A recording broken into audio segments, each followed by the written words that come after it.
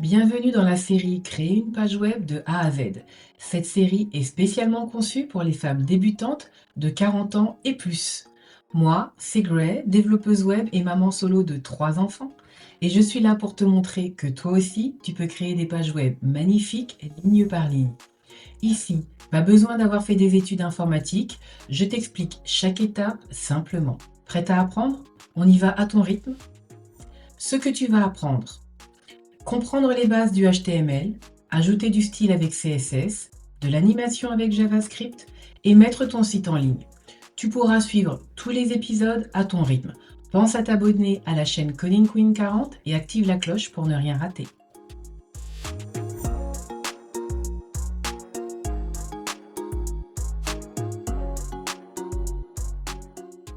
C'est parti, ce dont tu as besoin, un ordinateur, un PC ou un Mac, moi j'ai un Mac, un navigateur web, Chrome, Firefox ou autre, Chrome c'est ce que j'utilise, un éditeur de code, Visual Studio Code, et très bien, moi c'est ce que j'utilise actuellement.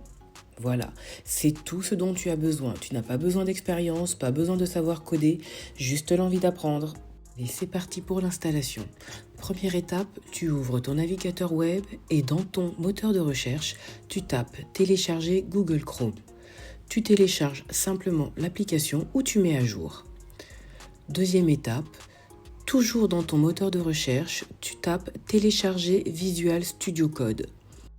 Tu télécharges tout simplement la version qui correspond à ton PC.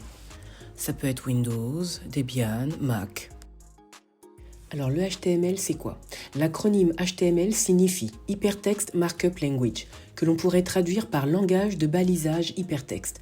Ces balises permettent de créer la structure et l'organisation de la page web. C'est le langage de base pour créer des pages web tout simplement. C'est comme un peu la structure d'une maison. Ensuite on pourra ajouter la déco avec le CSS et du mouvement avec JavaScript. Maintenant, tu vas créer le dossier de ton projet. Donc tu le places là où tu gères tes projets. Moi, pour plus de visibilité, pour le cours, je le place sur le bureau.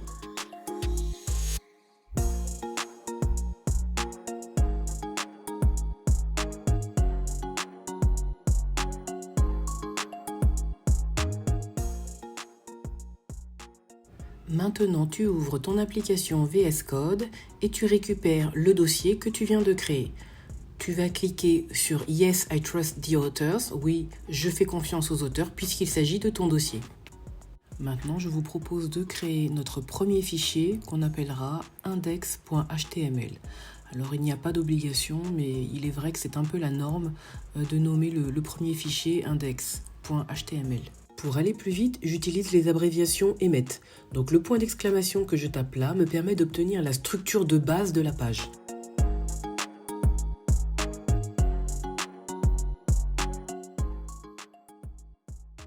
La première ligne signifie que ton document est écrit en HTML5. C'est comme la carte d'identité de ta page web. La balise principale contient tout le contenu de la page. Elle précise la langue de ton site. C'est utile pour Google et pour les outils d'accessibilité. Le blockhead, c'est comme la boîte à outils de ta page. On y met des infos importantes, même si elles ne s'affichent pas à l'écran.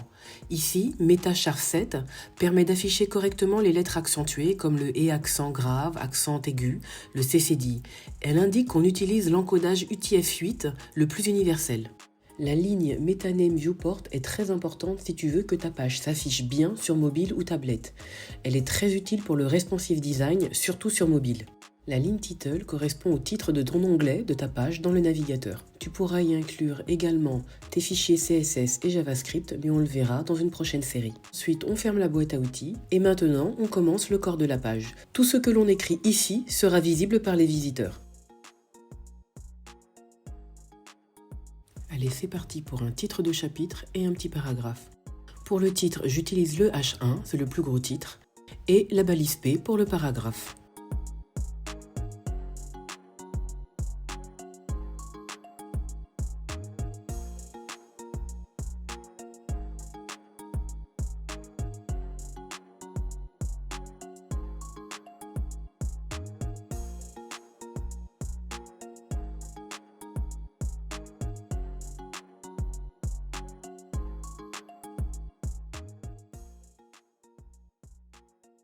Ensuite, on ferme le corps de la page, tu es la page complète. Bravo, tu viens de comprendre la structure d'une vraie page HTML. Et maintenant, je vous propose de changer le titre de notre page web, c'est-à-dire le nom de la page qui s'affiche en haut de notre navigateur.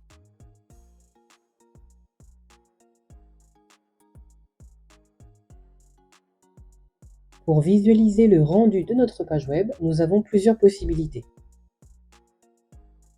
Première possibilité, pour un rendu visuel rapide, vous pouvez installer dans VS Code l'extension Live Preview. Cette extension permet d'avoir un rendu visuel de votre page web en temps réel. Alors, moi, la mienne est déjà installée. Pour vous, il suffira tout simplement de cliquer sur Install. Quand l'extension est installée, vous verrez apparaître en haut à droite de votre écran une petite icône qui ressemble à un petit livre. Vous cliquez dessus et vous verrez apparaître le rendu de votre page.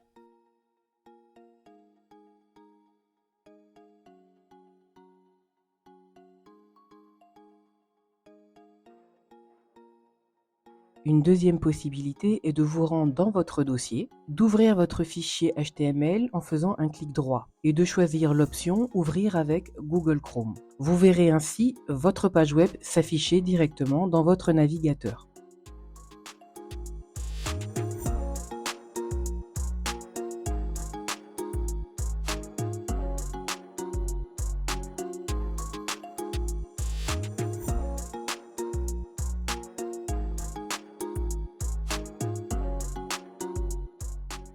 Une autre possibilité est d'ouvrir un onglet dans ton navigateur, Google Chrome en l'occurrence, et de taper dans la barre de recherche localhost 2.3000. Tu tombes également sur ta page website Coding Queen 40. Alors localhost, c'est quoi? C'est un alias qui pointe vers ton propre ordinateur. Techniquement, c'est l'adresse IP 127.0.0.1, aussi appelée loopback. En gros, tu fais une requête à toi-même, à ta propre machine. 2.3000, c'est le port utilisé par l'application web.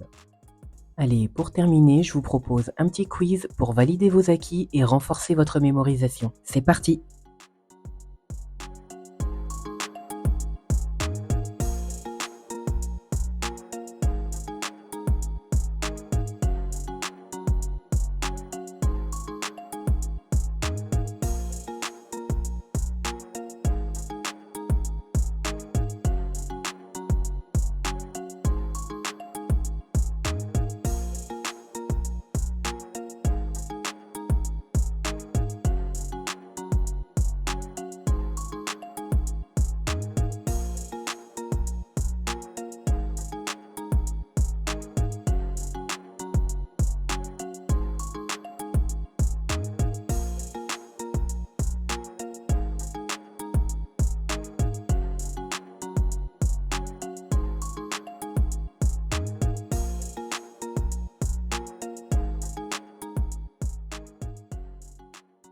Tu as réussi ta première page web sans stress, sans pression. Et ce n'est que le début. Le support PDF avec les exemples et les réponses du quiz sont dans la description.